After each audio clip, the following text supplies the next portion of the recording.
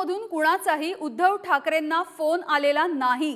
भाजपचे आमदार प्रसाद लाड यांनी हा दावा केलेला आहे। फडणवीस किंवा माझ्याकडून ठाकरेंना फोन गेलेला नाही असं लाड म्हणतात। ठाकरेंच्या भेटीची वेळ मागितल्याची चर्चा ही केवळ अफवा होती असंही लाड म्हणताना दिसतात। तर भाजपमधून कुणीही उद्धव ठाकरेंना फोन केलेला नाही असं वक्तव्य भाजपचे आमदार प्रसाद लाड यांचं समोर येत आहे।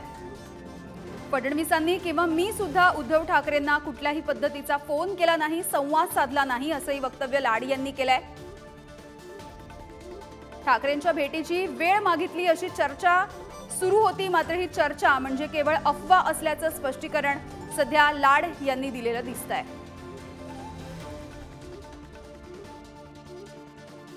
तर कालपासून उद्धव ठाकरे आणि भाजप पुन्हा एकदा एकत्र येतील अशा चर्चा सुरू होत्या। रवी राणा यांनी सुद्धा अशाच पद्धतीचं वक्तव्य केलेलं होतं, ज्याला संजय राऊतांनी खोडून काढलेलं होतं। या सगळ्या संदर्भात आता भाजपचे आमदार प्रसाद लाड यांनी ही अफवा असल्याचं म्हटलेलं आहे। भाजपमधून कुणीही उद्धव ठाकरेंना फोन केला नाही, संवाद साधलेला नाही, भेटीबद्दलची वेळ मागितलेली नसल्याचा दावा प्रसाद लाड करताना दिसतायत।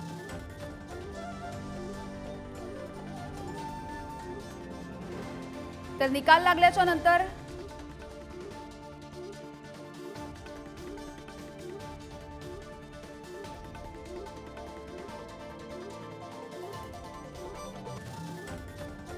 तर याविषयीची आणखी माहिती जाणून घेऊयात। आमचे प्रतिनिधी ओम देशमुख सध्या आपल्या सोबत जोडले गेले आहेत। ओम, नेमकं काय घडतंय? या सगळ्या विषयीची राजकीय वर्तुळामध्ये चर्चा सुरू होती, मात्र भाजपचे आमदार प्रसाद लाड यांनी आता हे स्पष्टीकरण दिले किंवा त्यांचा एक दावा म्हणू शकतो, भाजप आणि ठाकरे यांची कुठलीही चर्चा झालेली नाही, असा कुठलाही फोन कॉल झालेला नाहीये।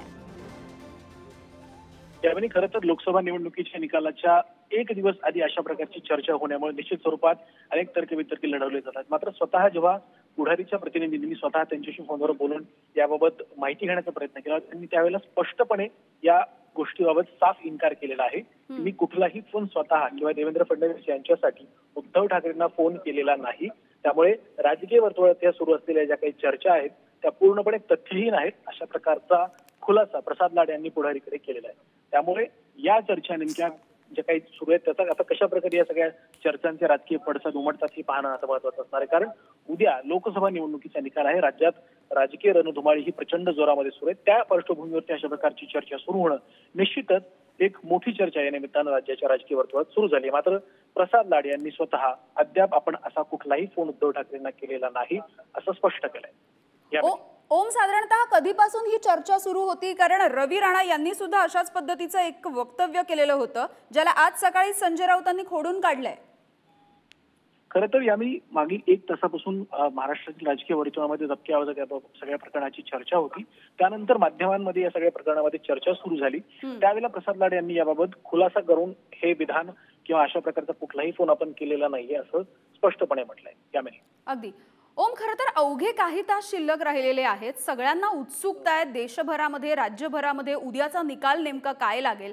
मात्र काही तास शिल्लक असताना आता ही चर्चा होतीये, याचा काही परिणाम होऊ शकतो का? ओम, काही क्षणांसाठी तुम्हाला थांबवते। स्वतः प्रसाद लाड आपल्यासोबत जोडले गेलेत। प्रसादजी, तुम्ही म्हटलंय की भाजपमधून कुणीही उद्धव ठाकरेंना फोन केलेला नाहीये, नेमकं काय झालंय? काय नेमकी चर्चा होतीये? ही निश्चितपणे खोटी कोणीतरी चालवलेली बातमी आहे। हा घनदाट खोटेपणा आहे।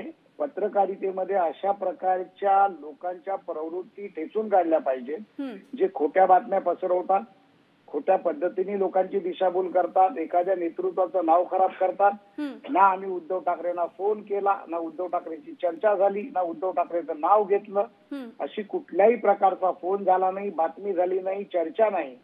त्यानंतर अशा प्रकारची बातमी चालवताना जर माझं नाव कोण चालवत असेल तर माझी विनंती ज्येष्ठ पत्रकारांना एवढी आहे की त्यांनी विचार करून आमच्यासारख्या एखाद्या पदाधिकाऱ्याशी खरं आहे का खोटं आहे विचारलं पाहिजे आणि नंतर बातमी चालवली पाहिजे।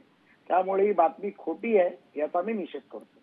बरं प्रसादजी, तुम्ही सांगू शकता साधारणतः कधीपासून या चर्चा होत होत्या? कारण काल सुद्धा अशाच पद्धतीचं वक्तव्य रवी राणा यांनी केलं होतं की अगदी 15 दिवसातच उद्धव ठाकरे आमच्या सोबत येतील असा एक दावा केला होता, त्याला जोडून अशी काही चर्चा होतीये का? असं आहे का रवी राणा हे स्वतःचा पक्ष चालवतात, ते त्यांच्या पक्षाचे नेते आहेत. मी भारतीय जनता पार्टीचा कार्यकर्ता पदाधिकारी म्हणून, एक आमदार म्हणून मी तुम्हाला फार गांभीर्याने सांगतो आणि संपूर्ण जाणीवपूर्वक सांगतो, अशा प्रकारची कुठलीही चर्चा भारतीय जनता पार्टीमध्ये नाही. भारतीय जनता पार्टीचे निर्णय हे केंद्र पातळीवरती आणि देवेंद्रजींच्या पातळीवरती होतात. त्यामुळे अशा कुठल्याही प्रकारचा आमची चर्चा नाही, आम्ही कोणाशी बोललो नाही आणि आम्हाला कोणाशी बोलायची इच्छा नाही. बरं प्रसादजी, अगदी जाता जाता एक शेवटचा प्रश्न, कारण काही दिवसांपूर्वी ज्यावेळेला प्रचार सुरू होता त्यावेळेला अमित शहा असतील, मोदी असतील यांच्याकडून अशा पद्धतीचं बोललं जात होतं की नाही, निश्चितपणे मी तुम्हाला सांगतो की अशी कुठलीही चर्चा भारतीय जनता पार्टीच्या पातळीवरती नाही. रवी राणा काय बोलले याच्यावरती भारतीय जनता पार्टीचं परसेप्शन होऊ शकत नाही. त्यामुळे माझं नाव घेऊन चालवलेली बातमी घनदाट खोटी आहे. त्या बाबतीतला व्हिडिओ देखील मी आता ट्विट केलेला आहे. ठीक आहे, धन्यवाद प्रसादजी, तुम्ही सविस्तरपणे